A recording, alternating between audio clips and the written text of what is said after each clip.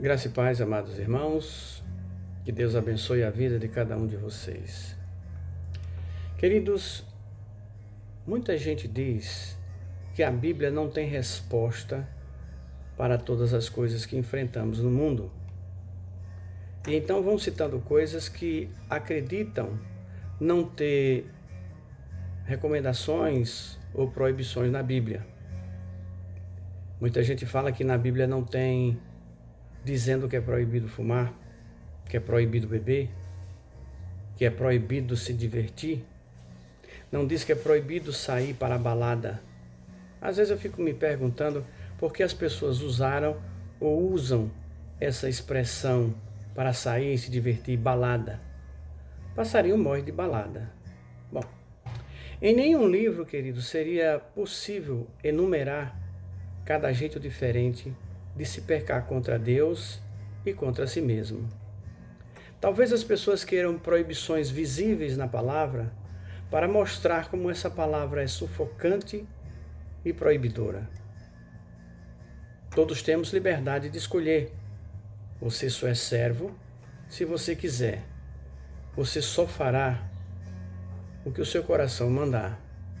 Hoje nós vamos falar sobre a vontade e a permissão de Deus.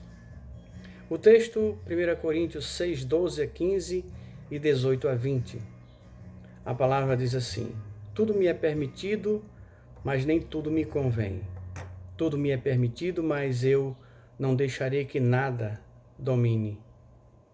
Os alimentos foram feitos para o estômago e o estômago para os alimentos, mas Deus destruirá ambos. O corpo, porém, não é para a imoralidade, mas para o Senhor, e o Senhor para o corpo. Por seu poder, Deus ressuscitou o Senhor e também nos ressuscitará. Vocês não sabem que seus corpos são membros de Cristo? Tomarei eu os membros de Cristo e os unirei a uma meretriz? Fujam da imoralidade sexual. Todos os outros pecados que alguém comete fora do corpo, os comete. Mas quem peca sexualmente, peca contra o corpo. Acaso não sabem que o corpo de vocês é santuário do Espírito Santo que habita em vocês, que foi dado por Deus e que vocês não são de si mesmos? Vocês foram comprados por alto preço. Portanto, glorifiquem a Deus com o corpo de vocês. Antes de mais nada, vamos olhar a permissão de Deus. Tudo me é permitido, mas nem tudo me convém. Tudo me é permitido, mas eu não deixarei que nada me domine. Quando a palavra diz tudo, ela está dizendo tudo. Sim, eu posso beber, eu posso fumar, eu posso enganar, mentir, roubar, fofocar, matar, pregar uma coisa e viver outra. Há milhares de pecados que eu posso fazer. Os homens criaram leis que nos condenariam por muitas coisas, mas isso só acontecerá se eu for descoberto ou for provado. Mas a palavra de Deus complementa: mas nem tudo me convém, mas não me deixarei que nada me domine. Essa palavra convém, que está no texto, significa nem tudo me é conveniente, nem tudo me é proveitoso, nem tudo me traz benefício ou me edifica. Se nós queremos ser servos de Deus, essas palavras não se tratam apenas do que é permitido ou proibido, mas aceitar o que favorece ou prejudica o crescimento do homem novo, regenerado em Cristo. Deus não vai forçar você a segui-lo. Deus não vai forçar você a obedecê-lo. As decisões são nossas. O nosso crescimento espiritual, ou a nossa ilusão de que servimos a Deus, será o resultado da luta entre o que nós queremos e o que nos convém. O nosso crescimento espiritual serão atitudes diferentes entre o homem de Deus e o homem do mundo. Entre nós e a salvação de Deus existem adversidades e sofrimento. Entre nós e a salvação de Deus existe uma luta pela vitória em Cristo. Queridos, quando Jesus estava para nascer, o anjo disse a Maria: vai nascer de ti o Salvador do mundo. Você será quase abandonada por José, pois não será por ele a sua gravidez. Vocês serão bem pobres. Ele vai nascer numa estrebaria. Vocês irão fugir para o Egito porque Herodes vai tentar matar o menino. Vocês só vão voltar quando Herodes morrer. Quando esse menino tiver maioridade, ele será morto, será crucificado. Maria podia perguntar ao anjo: ô seu anjo, tem alguma coisa boa em ser mãe desse rapaz aí? Ô seu anjo, por que depois de sofrer tanto, eu ainda vou perder o meu filho crucificado?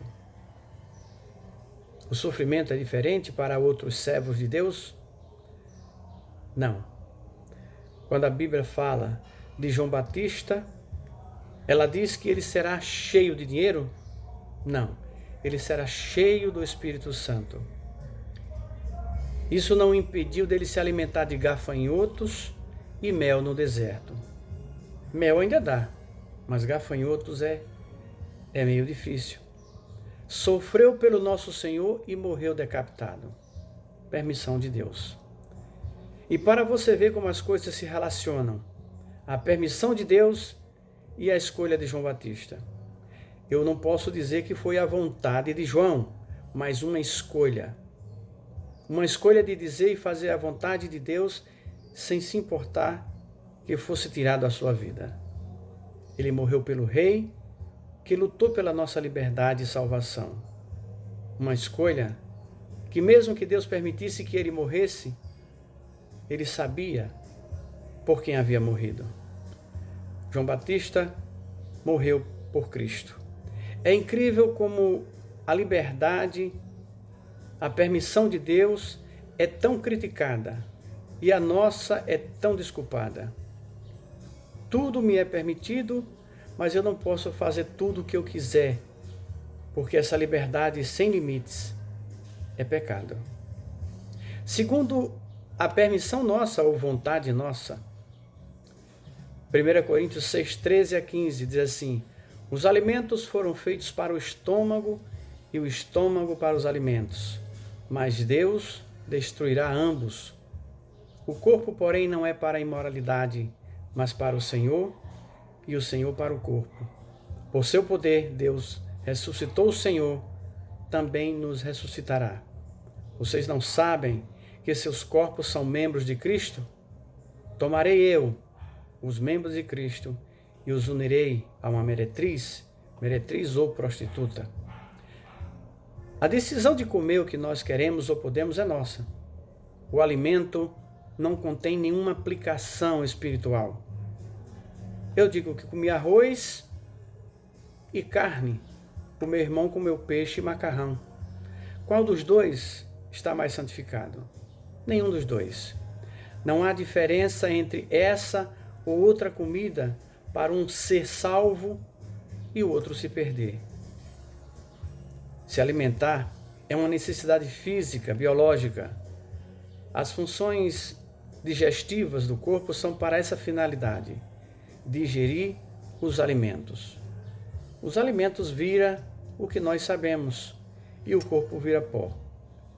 Eu posso agradecer a Deus a minha comida, o meu alimento, mas quando nós abençoamos os alimentos ou pedimos a Deus para abençoar, nós precisamos estar em comunhão com Deus. O estômago é para essa função, agora o corpo é para o Senhor. Quando Deus diz o corpo, Ele está dizendo a mente, o seu coração, a sua vontade. Paulo chama a atenção nesse texto porque o povo queria dar uma conotação sexual ao corpo, dizendo que se o estômago serve para a comida, as genitais ou órgãos sexuais servem para fazer sexo. Na cidade de Corinto, tinha pelo menos 12 templos e essas pessoas adoravam Afrodite, a deusa do amor. Mas não é e não era esse amor que pregamos de Cristo, e sim o relacionamento sexual. Os adoradores de Afrodite praticavam a prostituição religiosa. Os líderes espirituais dessa deusa se relacionavam sexualmente uns com os outros. A adoração a Afrodite promovia a prostituição em nome da religião. Eles estavam tão imundos e tão desgovernados que Paulo, no capítulo 5, fala de uma fornicação tão desenfreada que havia alguém abusando da mulher do seu pai. Não se respeitava ninguém. Não se respeitava pessoa alguma e queriam dar a essas práticas uma aprovação de Deus. Fazia-se a vontade do corpo, insinuando que era a vontade de Deus. E isso era e é mentira. Deus sempre condenou o sexo fora do casamento. Fazer sexo fora dos padrões estipulados por Deus significa a prostituição do seu corpo e da sua vontade. Significa imoralidade. E imoralidade tem efeitos nocivos à nossa espiritualidade. 3. A vontade de Deus.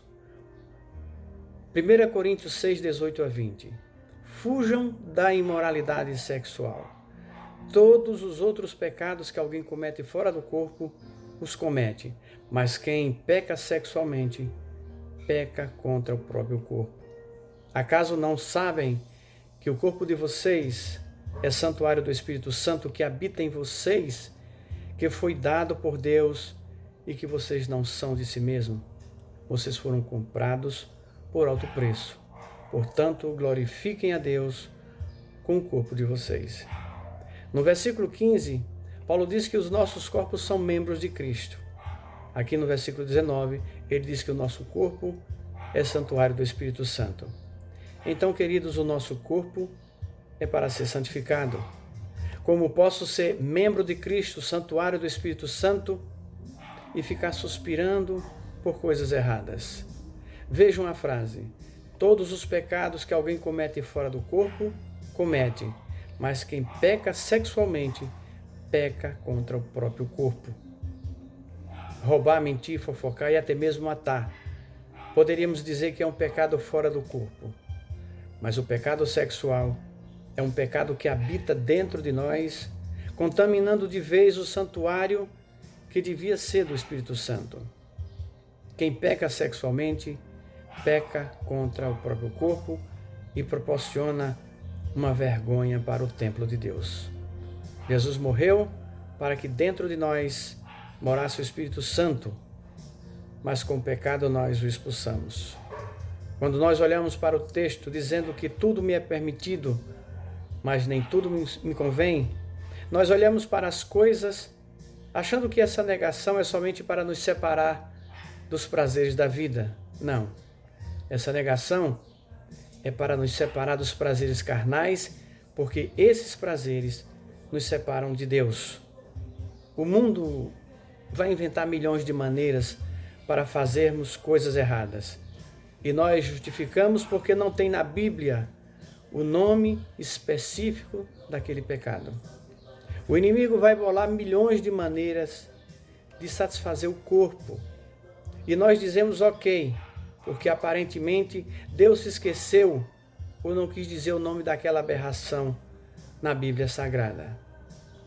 Queridos, nós fomos comprados com a vida de Jesus Cristo para glorificar o nosso corpo em louvor ao Senhor. A vontade de Deus para nós é que nós sejamos unidos, que nós pratiquemos a justiça e vivamos a sua palavra, que nós sejamos humildes e louvemos o seu nome a todo momento. Se o nosso corpo é templo do Espírito Santo, ele pertence ao Senhor. E se ele pertence ao Senhor, Deus vai nos dizer: tu és minha fiel testemunha e eu não tenho nada contra você. Conheço as suas obras, o seu amor, a sua fé, o seu serviço e a sua perseverança. E sei que você está fazendo mais agora do que no princípio, porque o Espírito Santo intercede por vós. Pelo seu poder, Deus que ressuscitou a Jesus, ressuscitará a cada um de nós, porque fazemos não o que queremos, mas a vontade do Pai Celestial. Para o estômago, a comida que alimenta fisicamente. Para o homem ou para o seu espírito, a vontade de Deus que nos alimenta espiritualmente. Por isso que Deus diz: glorifiquem a Deus com o corpo de vocês. Uma testemunha fiel de Deus faz o que Ele manda, edificando o seu corpo. Uma testemunha fiel de Deus não tem dúvidas e nem sacrifício de juntar as duas coisas, a permissão e a vontade de Deus em sua vida. Jesus disse em João 4,3: a minha comida é fazer a vontade daquele que me enviou e concluir a sua obra. O alimento, o sustento de Jesus era fazer a vontade de Deus. A força de Jesus não era fazer a permissão de Deus, mas a sua vontade. Com a sua vontade, poderíamos suportar e vencer as permissões que fazem parte do mundo. Meus amados, nós não podemos ficar brincando de permissão e vontade, procurando falhas para nos perder. Sim, tudo me é permitido, mas nem tudo me convém ou edifica. Tudo me é permitido, mas somente a vontade de Deus me fortalece, me afasta do pecado e me transforma num verdadeiro servo de Deus. Permita que Deus Todo-Poderoso faça a vontade dele em seu coração. Então faremos o que é certo, o que convém a um servo de Deus. Como foi dito inicialmente, você só é servo se você quiser. Você só fará o que seu coração mandar. Não há vitória sem luta. Lutemos pela santificação, para que a palavra de Deus em Filipenses 1:6 seja verdade em nossas vidas. Ela diz assim: estou convencido de que aquele que começou a boa obra em nós ou em vós vai completá-la no dia de Cristo Jesus. Que Deus nos abençoe. Amém.